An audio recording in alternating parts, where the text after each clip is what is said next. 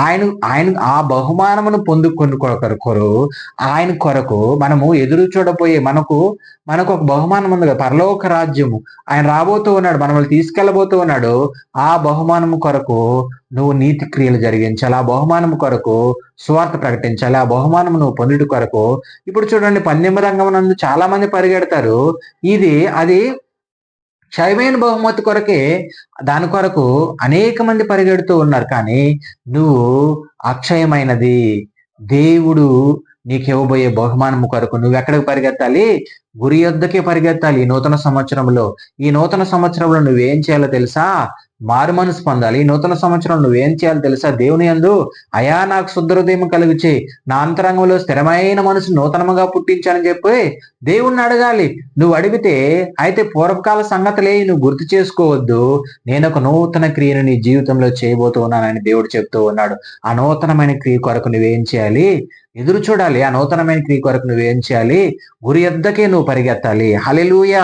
అందుకే అంటున్నాడు అపోస్తలుడైన పౌలు, ఏమంటూ ఉన్నాడు అంటే, చూడండి, క్రీస్తు యేసునందు దేవుని ఉన్నతమైన పిలుపునకు కలుగు బహుమానము పొందుట కొరకు గురి యొద్దకే పరిగెడుతూ ఉన్నాడంట.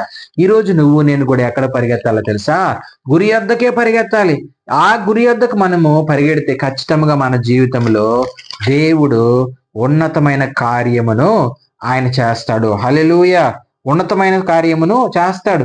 ఇదే ఇంకొక మాట కూడా అంటాడు, 42 అధ్యాయము యెషయా గ్రంథం 9వ వచనంలో, మునుపటి సంగతులు సంభవించిన కదా, క్రొత్త సంగతులు తెలియజేయుచున్నాను, పుట్టక మునిపే వాటిని మీకు తెలియజేయుచున్నాను.